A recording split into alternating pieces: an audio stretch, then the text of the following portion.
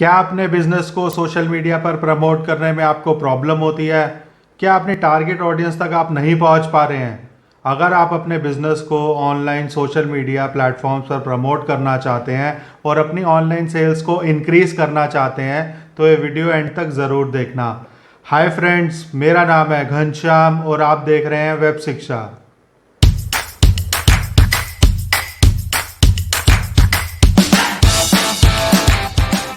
तो अब हम सबसे पहले बात करने वाले हैं सोशल मीडिया मार्केटिंग क्या होता है। बेसिकली जब हम सोशल मीडिया प्लेटफॉर्म्स को यूज़ करके अपने बिजनेस, प्रोडक्ट या सर्विसेज को प्रमोट करते हैं अपनी करंट ऑडियंस या अपनी टारगेट ऑडियंस या फिर अपनी पोटेंशियल ऑडियंस तक पहुंचने की कोशिश करते हैं, तो उसको हम सोशल मीडिया मार्केटिंग बोलते हैं। बेसिकली आज के टाइम में सोशल मीडिया मार्केटिंग बहुत इंपॉर्टेंट है for any kind of business, चाहे आपका बिजनेस छोटा है या बड़ा।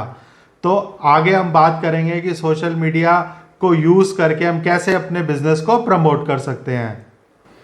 तो अब हम बात करने वाले हैं सोशल मीडिया मार्केटिंग इंपॉर्टेंट क्यों है। Basically social media marketing important इसलिए है क्योंकि ये हर स्केल के बिजनेस को इक्वली चांस प्रोवाइड करता है। चाहे आपका बिजनेस छोटा है चाहे बड़ा है, आप अपने बिजनेस को प्रमोट कर सकते हैं, अपनी टारगेट ऑडियंस तक पहुंच सकते हैं।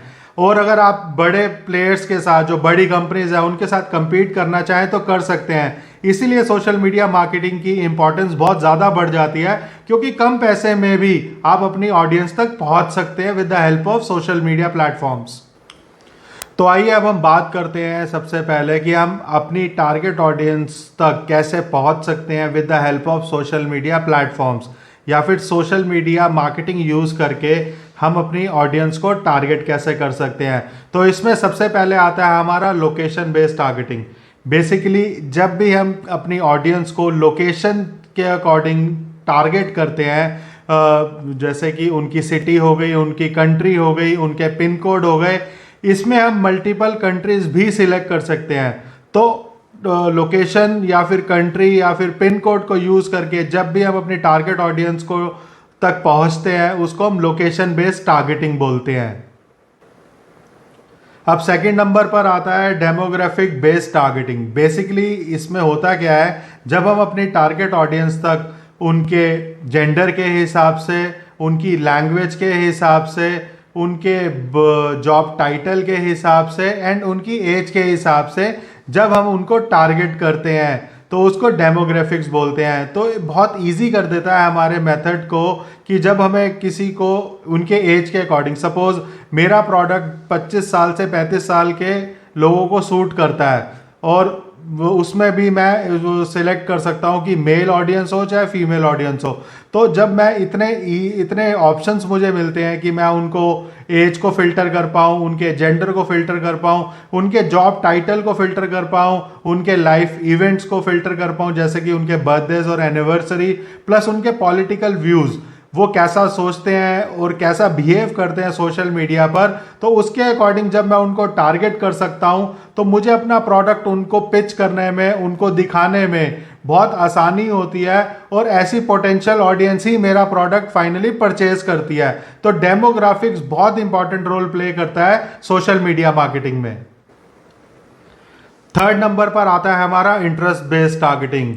बेसिकली जैसे कि इसके टाइटल में ही है इंटरेस्ट बेस्ड टारगेटिंग, तो मैं अपनी ऑडियंस को उनके इंटरेस्ट के अकॉर्डिंग इजीली टारगेट कर सकता हूं इन सोशल मीडिया प्लेटफॉर्म। बेसिकली होता क्या है कि जब सोशल मीडिया हम यूज़ करते हैं तो हम कुछ पेजेस लाइक करते हैं और कुछ पेजेस फॉलो भी करते हैं। तो उसके अकॉर्डिंग ये उनका, आपका एक इंटरेस्ट क्रिएट हो जाता है। सपोज मुझे कैमरा बेचना है, तो अगर मुझे कैमरा सेल करना है ऑनलाइन तो मैं क्या करूंगा, उन लोगों को टारगेट करूंगा जो फोटोग्राफी में इंटरेस्टेड होंगे, ट्रैवलिंग में इंटरेस्टेड होंगे या पिक्चर्स वगैरह शेयर करते होंगे क्लिक करके। तो जब मुझे पता है कि मेरी टारगेट ऑडियंस को मैं इंटरेस्ट के थ्रू भी टारगेट कर सकता हूं तो उन तक पहुंचना बहुत ईजी हो जाता है। तो इंटरेस्ट बेस्ड टारगेटिंग भी बहुत हेल्प करता है। ऐसा नहीं है कि हमें सिर्फ इंटरेस्ट बेस्ड टारगेटिंग का ऑप्शन मिलता है या फिर डेमोग्राफिक्स का ऑप्शन मिलता है या लोकेशन का ऑप्शन मिलता है। हम इसको पूरा कंबाइन करके यूज करते हैं। हम लोकेशन भी सिलेक्ट कर सकते हैं, हम इंटरेस्ट भी सिलेक्ट कर सकते हैं, हम डेमोग्राफिक्स वे से भी हम अपनी ऑडियंस को सिलेक्ट कर सकते हैं। तो पूरा कंबाइन करके एक कस्टमाइज ऑडियंस क्रिएट करते हैं अपने प्रोडक्ट को प्रमोट करने के लिए इसमें हम। अब फोर्थ नंबर पर आता है हमारा बिहेवियर। बिहेवियर के थ्रू भी हम अपने ऑडियंस तक पहुंच सकते हैं। जैसे कि सपोज मैं आज ट्रैवल करने वाला हूं और मैं नेक्स्ट ट्रैवल करूंगा 10 या 15 दिन बाद, या फिर मैंने लास्ट ऑनलाइन पेमेंट कब करा था क्रेडिट कार्ड यूज करके, या फिर ऑनलाइन प्रोडक्ट परचेज कब किया था with the help of social media.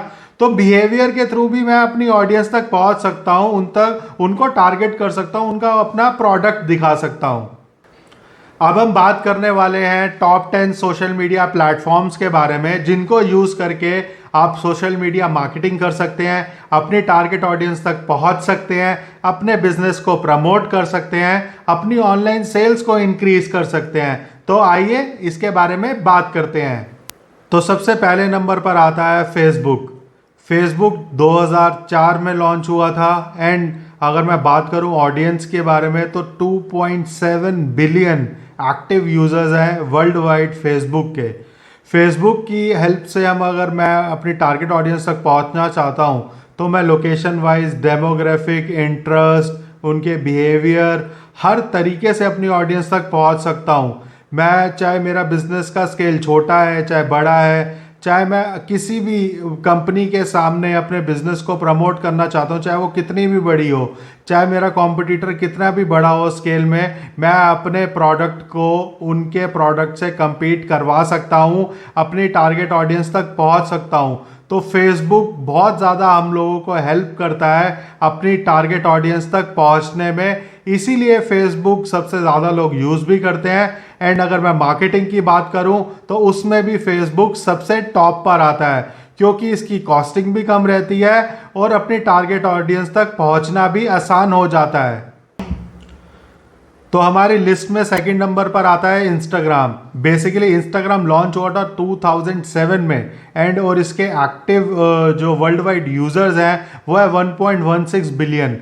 Basically जब इंस्टाग्राम लॉन्च हुआ था तो ये इमेज शेयरिंग प्लेटफॉर्म था, बट बाद में इसको फेसबुक ने एक्वायर कर लिया। और अगर मैं बात करूं मैं अपनी ऑडियंस तक कैसे पहुंच सकता हूं इंस्टाग्राम यूज करके, तो जैसा कि मैंने बताया कि फेसबुक ही ओन करता है इंस्टाग्राम को। तो जब हम फेसबुक प्लेटफॉर्म से एडवर्टीजमेंट रन करते हैं अपने टारगेट ऑडियंस तक पहुंचने के लिए, तो इंस्टाग्राम को भी हम सिलेक्ट कर सकते हैं। तो सेम फीचर्स हमें इंस्टाग्राम में भी मिल जाते हैं। इंस्टाग्राम की जो ऑडियंस होती है वो फेसबुक से थोड़ी सी अलग रहती है। इंस्टाग्राम थोड़ा यंग जनरेशन ज़्यादा यूज़ करती है। अगर आपका टारगेट ऑडियंस अंडर 35 एज है, 35 ईयर्स के लोगों के नीचे को आप टारगेट करना चाहते हो, तो इंस्टाग्राम आपको बहुत अच्छा रिजल्ट दे सकता है। थर्ड नंबर पे आता है हमारा ट्विटर। ट्विटर जो लॉन्च हुआ था 2006 में लॉन्च हुआ था एंड 353 मिलियन एक्टिव यूजर्स हैं ट्विटर के। तो आप आजकल एक्टिवली देखते भी होंगे, सुनते भी होंगे न्यूज़ में, कभी एक्स सेलिब्रिटी ने कुछ ट्वीट कर दिया, वाई सेलिब्रिटी ने किसी के बारे में कुछ ट्वीट कर दिया। तो ट्विटर एक बहुत इन्फ्लुएंशियल बेसिकली प्लेटफॉर्म है। अगर आपका ब्रांड, आपका प्रोडक्ट के बारे में आप लोगों को इन्फ्लुएंस करना चाहते हो, अपने ऑडियंस तक पहुंचना चाहते हो, तो ट्विटर भी एक अच्छा प्लेटफॉर्म है अपनी मार्केटिंग करने के लिए।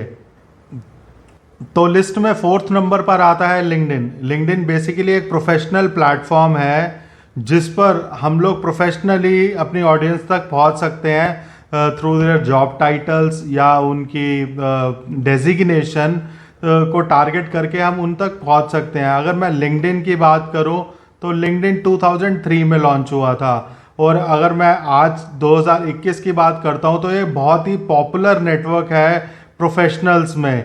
ये बोल सकते हो आप कि इस प्रोफेशनल लोगों का अपना एक फेसबुक टाइप ऑफ नेटवर्क है जिसमें हम लोग फ्रेंड्स नहीं बनाते, इसमें कनेक्शंस क्रिएट होते हैं। हम इजीली जॉब्स के लिए अप्लाई कर सकते हैं, अपनी डेजिग्नेशन और अपने जॉब टाइटल के अकॉर्डिंग अपनी टारगेट ऑडियंस तक पहुंच सकते हैं।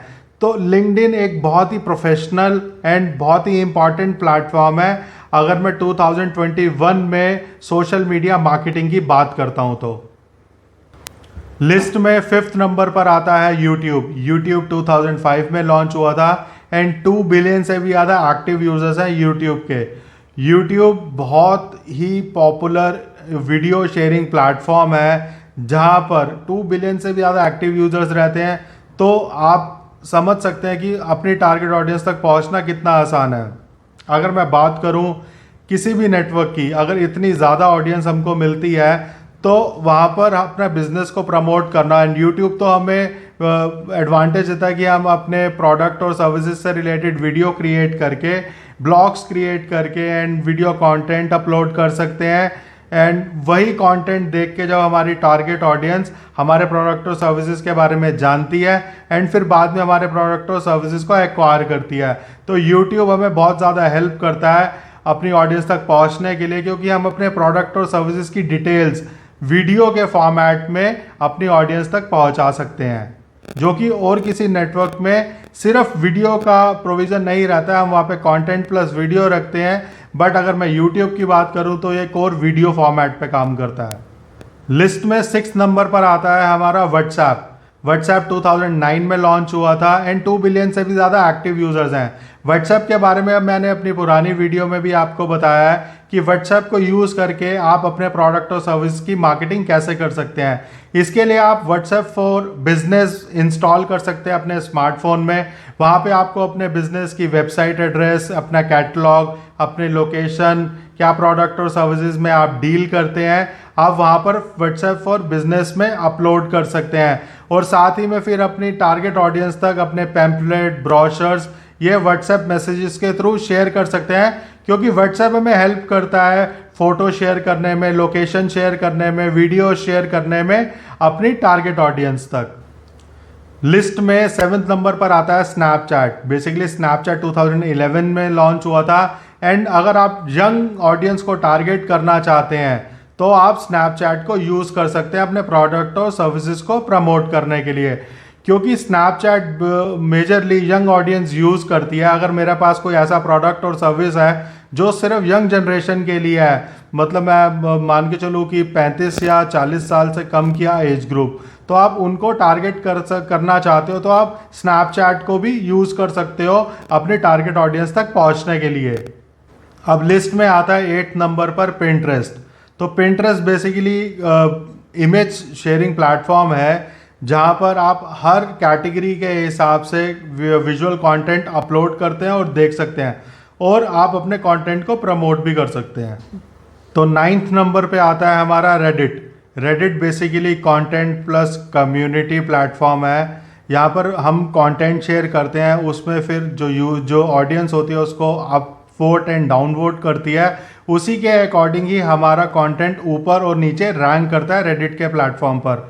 तो लोग ओपिनियंस देते हैं, अपना कंटेंट शेयर करते हैं, फिर वो उसी के अकॉर्डिंग कि कितने ऑडियंस उसको पसंद कर रही है कि नहीं पसंद कर रही, वो रैंक करता है रेडिट के प्लेटफॉर्म पे। तो हम रेडिट को भी यूज़ कर सकते हैं अपने टारगेट ऑडियंस तक पहुंचने के लिए और अपने बिजनेस को प्रमोट करने के लिए। और सबसे लास्ट में आता है कोरा। कोरा बेसिकली एक क्वेश्चन एंड आंसर प्लेटफॉर्म है जहाँ पर हम अपने प्रोडक्ट और सर्विसेज से रिलेटेड कोई भी क्वेश्चंस क्रिएट करते हैं, फिर ऑडियंस उसका जवाब देती है, तो हम as a content creator, as a business उन क्वारीज को रिजॉल्व कर सकते हैं और उन क्वारीज के थ्रू अपने बिजनेस और प्रोडक्ट को प्रमोट कर सकते हैं ऑन कोरा। तो अब आप जान चुके होंगे कि सोशल मीडिया प्लेटफॉर्म्स को यूज़ करके हम अपने बिजनेस को, अपने प्रोडक्ट और सर्विसेज को कैसे प्रमोट कर सकते हैं। तो सोशल मीडिया प्लेटफॉर्म्स काफ़ी इम्पॉर्टेंट है हमारे बिजनेस के प्रमोशन के लिए, क्योंकि हम अपनी ऑडियंस तक बहुत ही आसानी से पहुंच सकते हैं, अपने बड़े कॉम्पिटिटर्स तक के साथ कॉम्पीट कर सकते हैं एंड इसमें कॉस्टिंग भी हमें कंपैरेटिवली कम चार्ज होता है। तो सोशल मीडिया प्लेटफॉर्म्स का अपने में खुद ही एक बहुत बड़ा इम्पॉर्टेंस है। अगर आपको ये वीडियो पसंद आया होगा तो प्लीज़ इस वीडियो को लाइक कीजिएगा एंड मेरे यूट्यूब चैनल को सब्सक्राइब कीजिएगा। Thanks for watching the video.